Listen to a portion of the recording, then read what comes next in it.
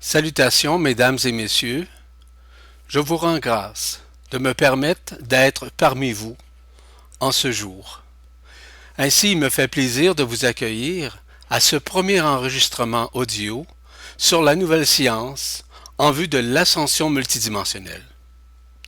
Ainsi donc, dans un premier temps, il me fera plaisir de vous parler des thématiques qui ont été choisies afin de comprendre davantage la multidimensionnalité de l'ascension, et ça à 360 degrés. C'est ainsi que je vais vous communiquer tout ce qui est relatif à ce qui s'en vient en matière d'ascension, évidemment. De plus, après cette nomenclature, il me fera plaisir de vous parler du premier thème que j'ai surnommé la loi d'action de grâce. Ainsi donc, les thématiques choisies sont, dans un premier temps, la loi d'action de grâce.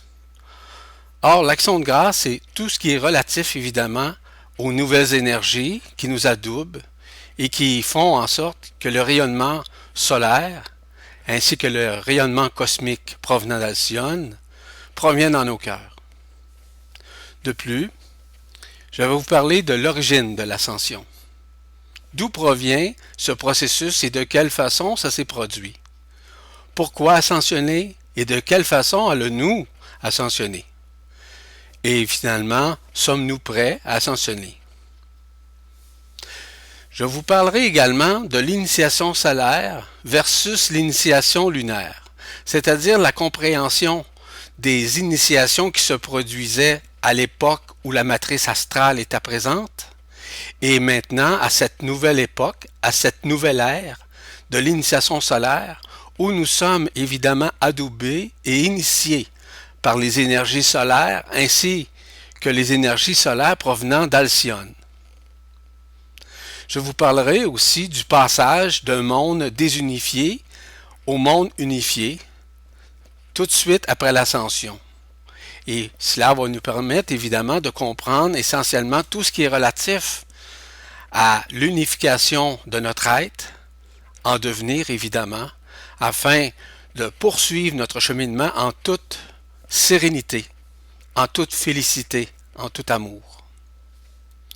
Je ferai aussi un exposé synthétique de la matrice astrale, tout ce qui était relatif, afin d'en comprendre les mouvements. Mais aussi, j'ajouterai à ça la compréhension en matière des lignes de prédation, des égrégores existentiels, ainsi que la frange d'interférence qui nous sépare du monde de la lumière, au monde des ténèbres en fait, parce que nous étions, et nous sommes encore pour le moment, au monde des ténèbres. Je vous parlerai aussi d'où proviennent et quelles sont les influences multidimensionnelles des nouvelles énergies, ainsi que des rayons qui viennent nous adouber de leur lumière, évidemment, autant dans notre système solaire qu'à l'intérieur, si vous voulez, d'Alcyone, ainsi que d'autres plans multidimensionnels. Quel sera aussi notre rôle fondamental face à l'accueil de l'amour vibral qui est dans un processus d'effusion au moment où on se parle? À quoi consiste l'avènement multidimensionnel du Christ, ou si vous préférez, Christi, qui se produira et se réalisera en nous d'une façon concomitante avec l'arrivée de la lumière blanche, c'est-à-dire la lumière vibrale. Quels sont les mécanismes et les vibrations qui sous-tendent l'âme et l'esprit? D'expliquer de quelle façon l'âme pourra se tourner vers l'esprit afin de rejoindre l'être-té. Quels sont les mécanismes et les vibrations qui sous-tendent justement cette âme et cet esprit dans les vibrations multidimensionnelles, avec de nouvelles fréquences, il va de soi. Le dévoilement des mécanismes de nos corps subtils ainsi que de nos chakras supérieurs, à savoir de quelle manière vont-ils se fusionner et de quelle manière ils vont être exprimés à travers notre conscience ici maintenant. Je vous parlerai aussi de la reconnaissance ainsi que de la renaissance multidimensionnelle du soi, ou si vous préférez, du moi supérieur, ou encore, comme certains l'appellent, le maître intérieur. Ainsi, nous pourrons aussi apprendre la démystification des fonctions du canal central, ou si vous préférez, le tube de cristal, qui est à l'intérieur de nous, de quelle façon il se manifeste, de quelle façon aussi il se construit d'une façon multidimensionnelle. Autant au niveau du contact que nous aurons à ce moment-là avec l'antakarana, qui est une des parties auxquelles on doit s'associer, c'est-à-dire créer une liaison multidimensionnelle pour retrouver notre être-té. De plus, que représente notre Merkaba interdimensionnel, quelles sont ses fonctions, ainsi que sa composition multidimensionnelle. À ce moment-là, nous parlerons des corps, mais nous parlerons aussi du corps de silice, qui est un corps de lumière, qui est totalement différent du corps éthérique que nous avions ou le corps vital que nous avions. Et aussi, à quoi consistent les mécanismes intrinsèques de l'ouverture du cœur vibral. Pourquoi devons-nous connaître notre origine stellaire ainsi que nos lignées interstellaires qui nous relient évidemment aux fonctions interstellaires que nous avions jadis, auxquelles nous avons participé, nous avons œuvré avec la lumière, avec d'autres mondes, avec d'autres races, évidemment dans des multivers, des univers, dans l'omnivers dans son ensemble. Pourquoi devons-nous connaître notre origine stellaire? C'est important d'en comprendre les mécanismes. Donc, on parlera aussi du passage de la pensée subjective à la pensée multidimensionnelle, ainsi qu'à la compréhension de l'ADN, ainsi que sa réunification, pour ne pas dire l'unification quantique. J'aborderai aussi la transition, la transformation, la transfiguration, ainsi que la transsubstantiation de nos cellules durant ce processus en vue de la préparation à l'ascension multidimensionnelle, puisque ces éléments sont importants à développer, mais surtout à redécouvrir en nous. Donc, je parlerai ainsi de l'arrivée ainsi que de l'arrimage du prochain corps d'être-té qui est ici dans le soleil évidemment, et ce corps d'éternité pourra à ce moment-là se manifester. Mais de quelle manière va-t-il se manifester en nous et quelles seront ses raisons, si vous voulez, qui vont nous permettre évidemment de se fusionner avec nos corps subtils supérieurs ainsi que nos chakras supérieurs. Quels sont maintenant les aspects subversifs du mental au cours de notre progression qui doit devenir supramental, c'est-à-dire avec une nouvelle science du mental qui est complètement désencircuitée de l'ancien, c'est-à-dire du mental réflectif, du mental discursif, de l'intellect si vous préférez. Donc, je parlerai aussi qu'est-ce que la réalité multidimensionnelle, de quelle façon elle s'exprime à travers nous, à travers notre vision de la vie. Donc, nous pourrons voir ainsi les mécanismes qui sous-tendent les dimensions et de quelle manière ces dimensions s'expriment à travers nous. Parce qu'elles sont toutes en nous. Il s'agit maintenant de les reconnaître et comment pouvoir y œuvrer en lâchant prise, à nous abandonner à la lumière en l'occurrence. Donc, nous aurons aussi la perception et aussi l'enseignement qui nous parle des mécanismes multidimensionnels, des multivers, des univers, ainsi que de l'ensemble de l'omnivers, afin de comprendre quel est notre état au moment où nous sommes en communion vibratoire avec ces mondes, qui sont des mondes de lumière. Je parlerai aussi des 7 cieux unifiés, qui sont morontiels et éthériques, ainsi que les mondes où l'ascensionné pourra se retrouver pendant et après l'ascension. J'ajoute à ça la coordination multidimensionnelle durant le processus d'ascension, parce qu'il y a un processus de coordination qui se fait durant, pendant et après, évidemment, l'ascension. Et aussi, quels sont ceux ou celles qui nous accueilleront ou encore qui seront nos hôtes lors de l'ascension? De quelle manière? Cela peut être autant des anges, des archanges, nos parents, ça peut être aussi des grands frères, des grandes sœurs, peu importe. Donc, d'expliquer quels seront ces êtres de lumière qui nous accompagneront, que nous avons connus et que nous reconnaîtrons de nouveau à partir de ces mondes où, à ce moment-là, l'ascension se produira.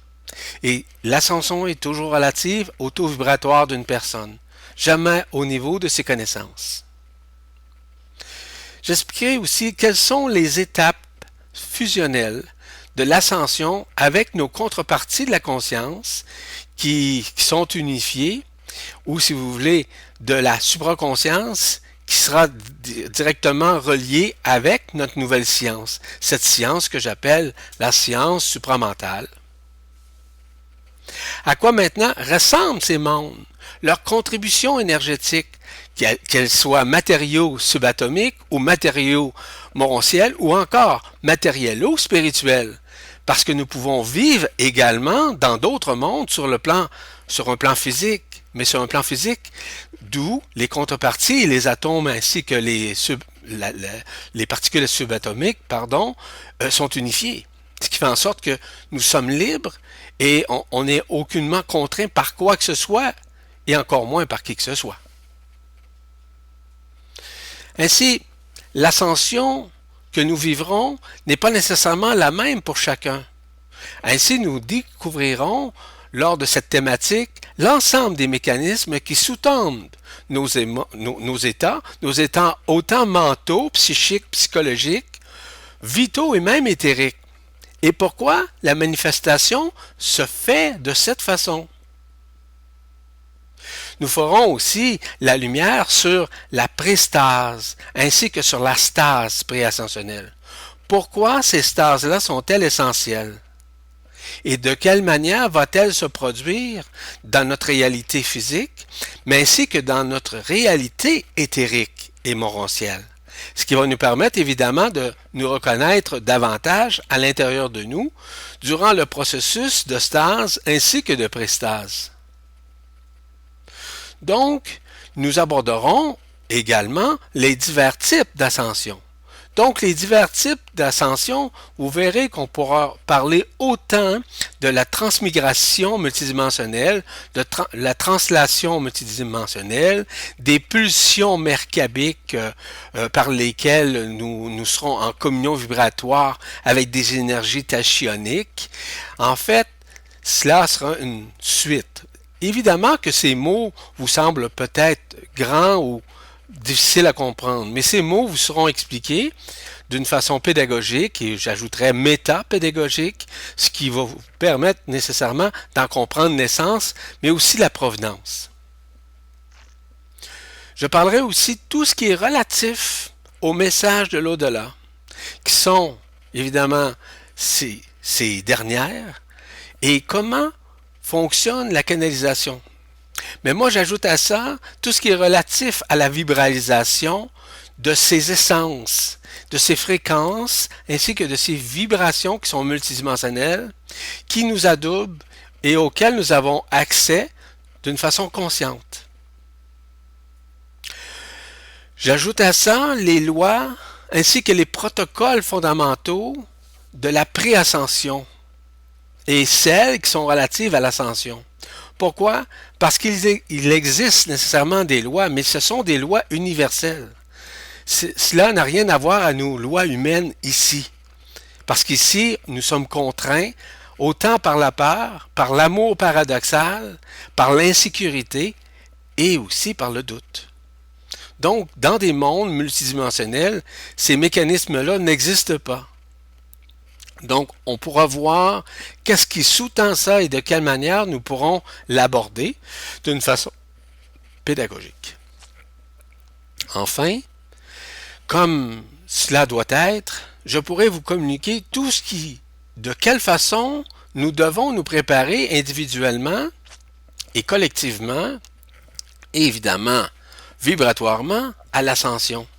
Quels seront les mécanismes qui nous permettront de traverser en toute quiétude ces mécanismes-là, en toute paix, en toute sérénité?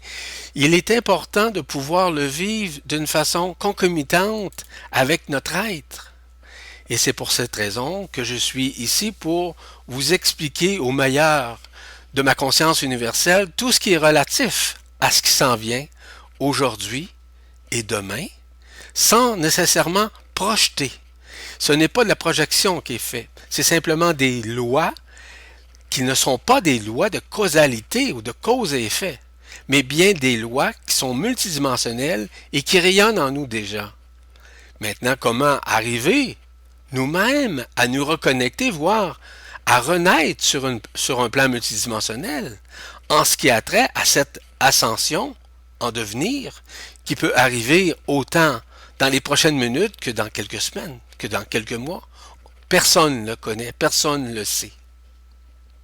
Comme je vous l'ai signalé au début, dans un premier temps, je vous parle, je vous communique la loi d'action de grâce. Pourquoi? Parce que la loi d'action de grâce n'est pas une loi de réaction. Ce n'est pas une loi qui est reliée aux causes et aux effets, au karma, au libre arbitre, mais pas du tout. Parce que c'est une loi de puissance, mais c'est une loi aussi de la lumière. Et la lumière n'a que faire de tout ce qui est relatif à l'ancien, c'est-à-dire aux lois astrales qui maintenaient la conscience endormie de la race humaine. Donc, la loi d'action de grâce est une loi qui est aucunement soumise par aucun paradigme, aucune loi astrale, ainsi qu'aucune croyance, et encore moins à des lignes de prédation. Ces lignes de prédation-là, évidemment, qui nous séparaient de notre monde, si vous voulez, extérieur de densité, et de notre monde intérieur, ou si vous voulez, le monde du soi intérieur, parce que nous étions déconnectés de la lumière. Et ça, vous connaissez l'histoire qui était relative nécessairement à la matrice astrale qui avait le pouvoir sur la conscience de chacun. Donc, je vous parle nécessairement de la loi d'attraction. Et c'est quoi la loi d'attraction? C'était une loi qui subordonnait, si vous voulez, la conscience par une loi de causalité, de cause et effet, comme je vous le signalais un peu plus tôt. C'était une loi de relation que nous avions, par exemple, qui était reliée à l'organe du foie, par exemple. C'était la réalité qu'on appelait du bien. Tandis que la loi de vision était sous l'effet de la perception ainsi que de la pensée dualitaire, qui nécessairement nous ont énormément influencés parce que nous étions continuellement en dilemme, en dualité, en dissonance cognitive entre le bien et le mal. Ainsi, cette subdivision de la conscience, de la lumière en fait, qui avait été faite, qui avait été reproduite par la matrice astrale, nous contraignant, dis-je bien, à l'expansion de notre conscience. Parce qu'elle nous maintenait dans la peur, dans le doute, et forcément, vis-à-vis, dis-je bien, le rayonnement d'un amour conditionnel au détriment d'un amour inconditionnel. Or, la loi d'attraction possédait un pouvoir divisionnaire sur notre conscience, et ce, dû au fait que nous étions attirés par la matière et par la gravité, c'est-à-dire tout ce qui était relatif à la matérialité, à la possession de biens par exemple, du matériel, ainsi de vouloir contrôler de ce que nous possédions, en plus de nous conditionner et conditionner les gens à nous aimer. Donc, c'était un amour paradoxal, un amour conditionnel, un amour sentimental, c'est-à-dire de ressentir par le mental. Nous étions ainsi attirés par la forme, par l'apparence, par le paraître, pensant que tous ces mécanismes-là étaient de la reconnaissance et que tout ça nous permettrait de nous reconnaître. Par exemple, si on est riche, on paraît bien. Si on est pauvre, on paraît mal.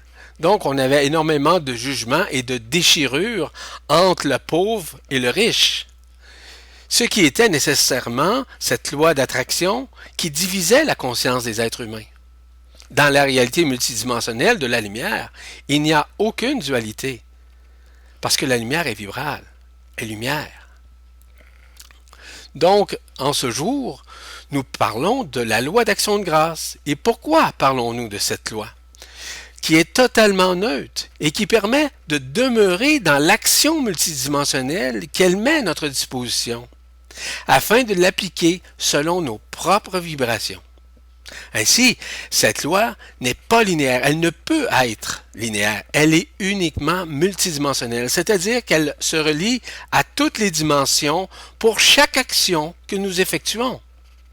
Parce que chaque action que nous effectuons a des conséquences directes et indirectes sur notre vie, voire sur notre conscience. Parce que cette conscience est en ce moment même en train de se réunifier, de redevenir initialement comme elle était à partir du moment où nous avons quitté la source. Ainsi, nous pouvons voir, pour vous donner un exemple, la loi d'action de grâce comme étant un grand vortex, à travers lequel nous poursuivons en son centre même, un peu comme un tourbillon qui nous ramène graduellement vers notre éternité, vers ce que nous sommes en tant qu'être de lumière. Ainsi, toutes les nouvelles énergies que nous recevons, tous les rayons provenant des soleils un peu partout, des étoiles, ainsi que des fréquences vis-à-vis de toutes ces vibrations qui, évidemment, descendent sur la Terre, ainsi qu'en nous, font partie, si vous voulez, de ce grand vortex. Alors, sommes-nous vraiment prêts à nous y joindre, à pouvoir l'accueillir sans condition, à pouvoir l'accueillir en nous abandonnant à l'intelligence de la lumière, sans que nous nous prenions au sérieux, parce que c'est une forme de conscientisation. Mais cette conscientisation-là, c'est une conscientisation de lumière, non pas une conscientisation de connaissance, ce qui est très différent. Vous savez, quand nous résistons, et si nous sommes dans ce vortex qui est très puissant, qu'on appelle la loi d'action de grâce, et si nous sortons de son épicentre, cela nous entraîne forcément vers le tourbillon de ce vortex. Et c'est comme ça que nous nous écartons de notre centre. C'est à ce moment précis que nous vivons encore des difficultés personnelles durant cette transition, parce que nous nous éloignons du centrifuge, qui est maintenu par l'action vibratoire, l'action vibrale du vortex qui est en effervescence, qui se multiplie en énergie, qui est une nanoscience, si vous voulez. C'est une nanoscience parce que nous le faisons à la nanoseconde près. Alors, quand nous restons centrés dans nos actions et nous laissons l'énergie faire son œuvre à travers nous, rien ne peut résister. Alors, il est impensable que nous nous éloignions de cette centricité, de cette luminocentricité que nous sommes dans la réalité multidimensionnelle.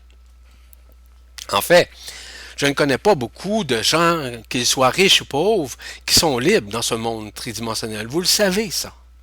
Chaque problématique possède en elle des difficultés qui nous mettent souvent en dilemme face à nos décisions, face au contact, aux relations que nous avons.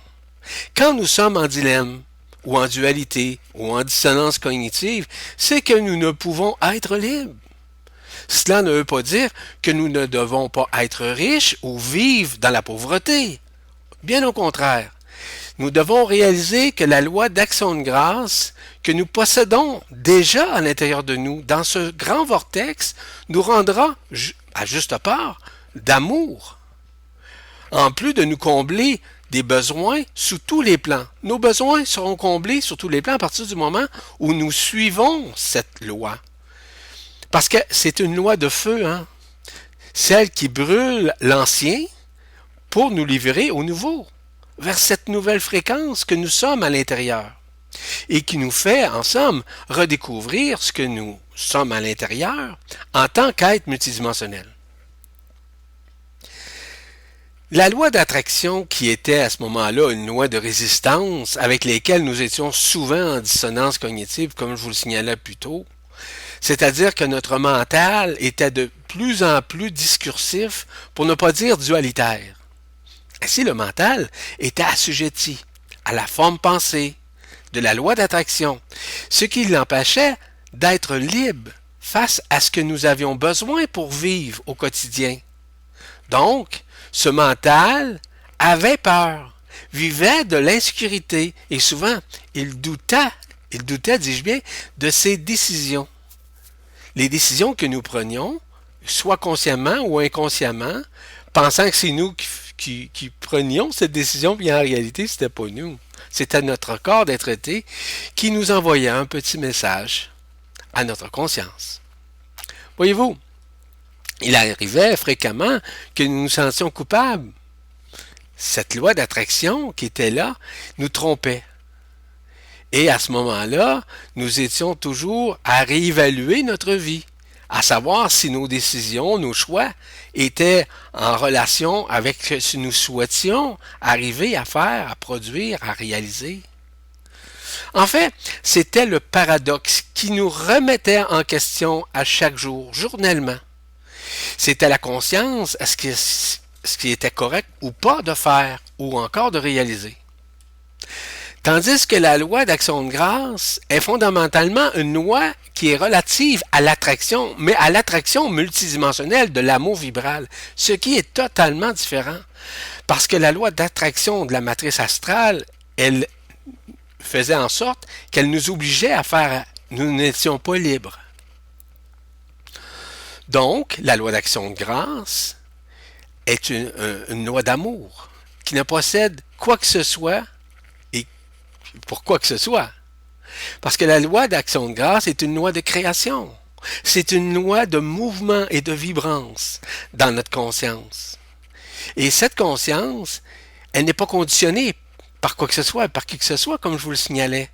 Nous n'avons aucun effort intellectuel ou mental à faire pour nous relier à cette loi, parce qu'elle est présente, elle est omniprésente, elle est omnisciente, elle est omnipotente, elle est omniluminescente à l'intérieur de nous. Et c'est ça qu'on doit réaliser à chaque jour. Parce que cette loi, elle est multidimensionnelle, elle est présente. Donc, cette loi possède en elle toute la lumière pour vivre une joie intense dans notre cœur. Une paix, qui rayonne en dedans de nous, qui rayonne à la fois dans toutes les dimensions, parce que nous sommes libres. Elle nous rend libres. Elle nous fait voir les choses de l'au-delà, de l'au-delà. Alors, lorsqu'on parle de l'amour, lorsqu'on parle de l'action de grâce, elle écrase, si vous me permettez l'expression, celle de la loi d'attraction que nous connaissions par rapport à ce que nous vivions dans le passé. Et maintenant, nous sommes dans cette nouvelle énergie. Et la loi d'action de grâce est une loi de l'esprit. Elle est sous l'effet de la fréquence vibratoire des énergies supramentales ou, si vous préférez, des particules adamantines, c'est la même chose. C'est une vague d'énergie qui sont de l'ordre de l'intelligence de la lumière, de l'ordre de l'intelligence systémique dans tous les systèmes, dans tous les mondes, ainsi que dans toutes les dimensions. Ainsi donc, ces énergies provenant des soleils, et j'ai bien dit des soleils, possèdent en elles la luminescence pour ouvrir nos canaux. Les canaux de notre conscience, les canaux de notre spontanéité, qui est celle de l'esprit. Nous sommes toujours sur la bonne voie avec l'esprit. Nous pouvons accomplir avec l'esprit. Mais ce n'est pas un accomplissement qui est relié soit à l'ego, à la personnalité, ou encore au mental. Parce que cette loi a pour effet de nous remettre en contact avec le corps d'être-té, ou si vous préférez, le corps d'éternité, c'est la même chose. Parce que ce corps qui nous attend au moment venu pourra un jour pouvoir nous rétribuer, si vous voulez, toutes nos fonctions intimes, intrinsèques qui habitent déjà notre cœur. Ainsi, nous revivrons ce que moi j'appelle une renaissance multidimensionnelle. Mais cette renaissance multidimensionnelle, elle a besoin d'un travail.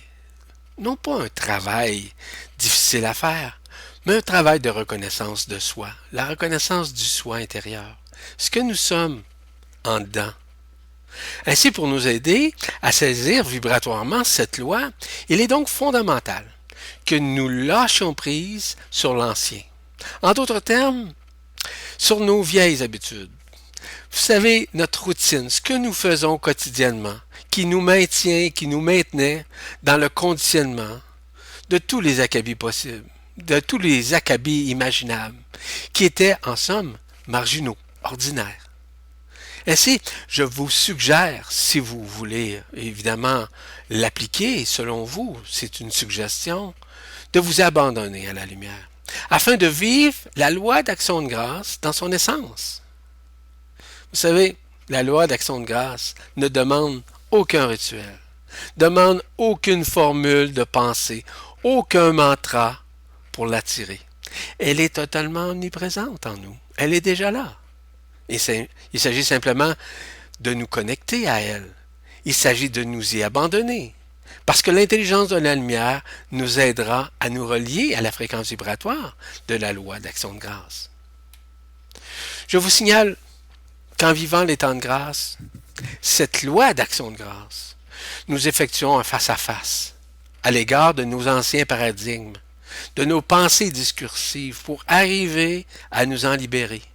Parce que nous aurons suffisamment d'humilité pour l'accueillir à notre façon de voir les choses, selon notre point de vue, selon notre regard, et ce, en toute liberté, en toute confiance, en toute fiabilité, parce que c'est une loi de sérénité, c'est une loi de félicité. Rappelez-vous que la vraie confiance est la relation que nous maintenons intrinsèquement avec notre conscience, qui s'illumine en nous à chaque instant de notre vie et qui nous permet de nous connecter d'une façon consciente avec la loi d'action de grâce. Ainsi, nous sommes sous l'égide de cette loi, qui œuvre à travers tout ce que nous sommes, autant intérieurement qu'extérieurement. Nous devons en prendre conscience. Or, à chaque occasion que nous résistons à cette loi, nous reculons. Nous reculons plus que jamais. Nous continuons plutôt d'avancer avec cette loi en fonction de sa cadence multidimensionnelle. Pourquoi sa cadence? Parce qu'elle a une vitesse de croisière. Cette vitesse de croisière-là est inversement proportionnelle à ce que nous sommes à l'intérieur. En fait, c'est d'accepter la loi d'action de grâce comme elle passe, quand elle passe, parce qu'elle fait partie de cette synchronisation-là que nous sommes. Parce que la loi d'action de grâce n'a que faire des résistances de notre personne, de notre personnalité, de notre ego, de notre mental. Parce qu'elle est la présence, dans la présence de ce que nous sommes. Elle nous permet nécessairement de transcender. Elle nous permet de nous reconnaître, de reconnaître en soi ce que nous sommes, et qui nous prépare nécessairement vers l'ascension multidimensionnelle. Ainsi, en ces temps de grâce, voyez-vous qu'il est important de pouvoir arriver à nous connecter. Vous savez, il n'est plus temps de tergiverser d'aucune façon. Nous sommes dans une transition de lumière vibrale. Il est terminé le temps de la lumière falsifiée. Tous les atomes, ainsi que toutes les particules subatomiques en nous, ainsi que sur la Terre, essentiellement, sont en phase de transmutation, de transfert d'énergie, qui va nous permettre de nous rejoindre aux nouvelles fréquences de la lumière vibrale. Cette lumière blanche, je vous le dirai, nous n'avons plus le choix. Nous sommes dans la lignée de ça. Cette loi d'action de grâce nous aligne maintenant vers le nouveau. Vous savez, dans notre vie, la loi d'action de grâce ne traite pas avec l'illusion de libre arbitre, mais pas du tout. Elle travaille plutôt en fonction de nous en libérer afin de retrouver notre corps d'être-té. Parce que notre corps d'être-té, c'est lui qui est libre. La loi du libre arbitre, elle était reliée nécessairement à la loi, non pas d'action de grâce, à la loi d'attraction. Donc, de choisir le bien ou le mal. D'être un peu comme en dissonance, en fait.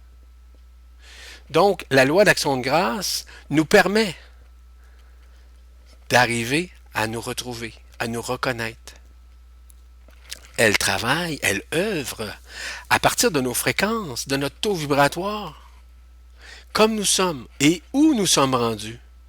Donc, Elle n'a rien à voir avec aucune résistance durant son action vibratoire. Parce qu'elle passe quand c'est le moment de passer, selon la synchronicité qui est reliée avec notre être-té nécessairement. Ne croyez pas qu'elle est une loi qui est dure, ou une loi encore qui punit, mais bien une loi qui permet de nous libérer, mais ça, totalement, de nos engrammes, qui maintenait notre conscience endormie, autant dans nos peurs que dans nos vies antérieures. Donc, si certains ou certaines pensent qu'ils seront punis ou damnés s'ils sont dans l'erreur, cette loi s'ajuste vibratoirement, dis-je bien, en fonction de notre conscience, parce que c'est une loi multidimensionnelle. C'est une loi d'action qui est reliée à l'intelligence de la lumière. Vous savez comme moi qu'il y a encore des personnes qui sont dans des phases qu'on appelle de conscientisation et qui sont encore dans certaines résistances, dans certaines peurs. On peut dire que certains égos spirituels ou mentalos spirituels sont encore dans leurs croyances, encore dans leur ligne de prédation, qui sont encore dans leurs choix, dans leur vie matérielle, dans leur sens, qu'ils aimeraient aussi que tout ce qu'ils pouvaient avoir ou obtenir dans le passé puisse également se matérialiser en ce jour. Hélas, ce n'est plus comme ça que ça fonctionne.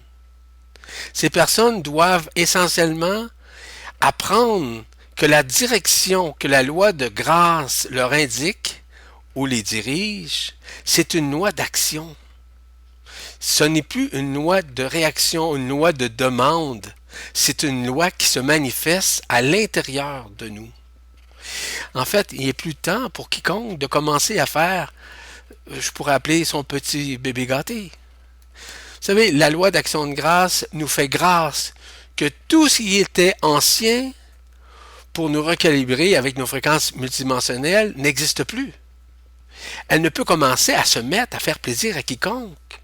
Elle est juste, elle est équitable, autant pour le pauvre que pour le riche. La loi d'action de grâce est une loi qui unifie parce qu'elle est fondamentalement une avec nous, ainsi qu'avec tout ce qui existe, peu importe les dimensions, les multivers, les univers, voire l'omnivers. C'est l'adoubement du manteau bleu de la grâce qui nous permet de nous unifier, de créer en nous cette libération qui se veut multidimensionnelle. Parce que la libération n'est pas uniquement sur un plan dimensionnel, c'est-à-dire ici, ça se passe également au même niveau dans d'autres dimensions. Nous ne pouvons plus être piégés par les formes pensées, par les égrégores. Nous sommes ici pour nous en libérer. Donc, nous avons été, au cours de nos vies, comme vous le savez, sous la tutelle de la matrice astrale, je le signalais. La matrice astrale qui nous faisait vivre d'incarnation en incarnation, si vous voulez, le recyclage de nos mémoires. Quoique, on ne se rappelle pas de nos mémoires, mais il y avait un recyclage. On se retrouvait aux mêmes endroits, ou presque dans les mêmes lieux, avec à peu près les mêmes personnes. Mais ça n'existe plus. La majorité des êtres humains en ce moment même sont tous immortels. Mais ils sont à l'intérieur, dans leur cœur de lumière, multidimensionnels, voire éternels. La loi d'action de grâce nous épargne de tout questionnement.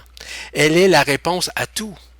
Elle répond à toute forme de questionnement parce qu'elle nous permet de dévoiler les voiles qui sublimaient notre conscience. Elle nous permet de regarder de l'autre côté du voile, à savoir comment nous sommes, qui nous sommes en tant qu'être-té.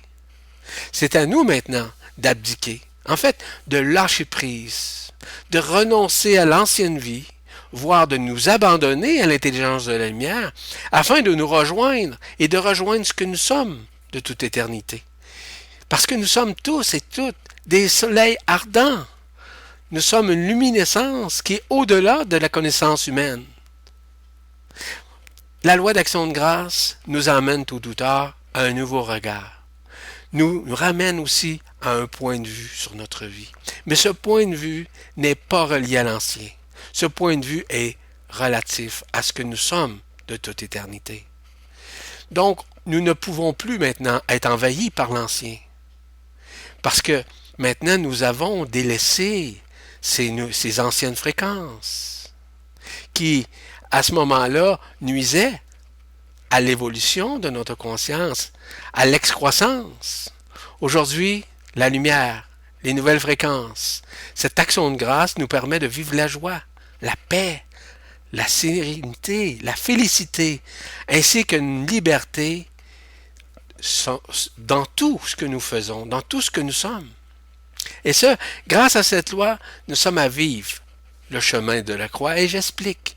Lorsque je parle du chemin de la croix, c'est celle de la crucifixion de notre personnalité, de l'ego et du mental, qui ne pourront plus prendre la place. Pourquoi? Parce que c'est notre corps d'être-té qui va prendre toute cette grande place à l'intérieur de nous, grâce au fait que l'énergie christique, le Christ, se manifestera de plus en plus en nous. Donc, nous ne devons plus faire de place aux croyances. On ne doit plus non plus faire de place à nos connaissances, quelles que soient. Parce que la loi d'action de grâce ne peut réagir à aucune dualité, à aucun affrontement, à aucune comparaison ou encore à aucune querelle, dis-je bien, provenant soit de la personnalité, soit de l'ego ou du mental. Elle est présente en nous. Et pour transcender tout ce que nous habitait, qui était sombre, ou d'ombre si vous voulez, mais qui en réalité nous permet de nous en libérer si vous voulez. Tout ça déjà habite notre corps. Tout ça déjà habite nos cellules qui sont encore un petit peu endormies et que nous sommes à réveiller, à renaître de notre multidimensionnalité, et ce, grâce à l'action de grâce. En fait, l'effet multidimensionnel de l'action de grâce nous mènera nécessairement à notre unicité, à l'union avec nos frères et sœurs galactiques, tout en nous emmenant entre les ondes de vie, autant celles d'Alcyone que les ondes de vie de l'intraterre, afin que la frange d'interférence qui nous sépare de la lumière se dissolve. Autant entre le ciel et la terre que à l'intérieur de nous, au même niveau. Dès cet instant, grâce à cette loi d'action de grâce, nous serons libérés des voiles qui nous maintenaient dans les ténèbres, ce qui nous empêchait nécessairement d'être en communion vibratoire avec le monde de la lumière blanche. Ainsi, les temps seront ainsi accomplis, comme disaient les prophètes, afin que la lumière reprenne sa place de toute éternité, dis-je bien, dans nos cœurs, qui savaient déjà, mais qui avaient été souillés par les menaces de l'ombre pendant des milliers d'années. Enfin, laissons l'énergie de la loi d'action de grâce en nous y abandonnant. Simplement, et je termine en vous disant que cette loi multidimensionnelle possède 4 principes divins qui font partie des lois de l'amour vibral, soit celle de l'humilité d'accueillir et d'obtempérer, sans résister à ce qui vient en nous en titre de lumière, à titre de vibration, à titre de fréquence, à titre de rayon. Et nous devons,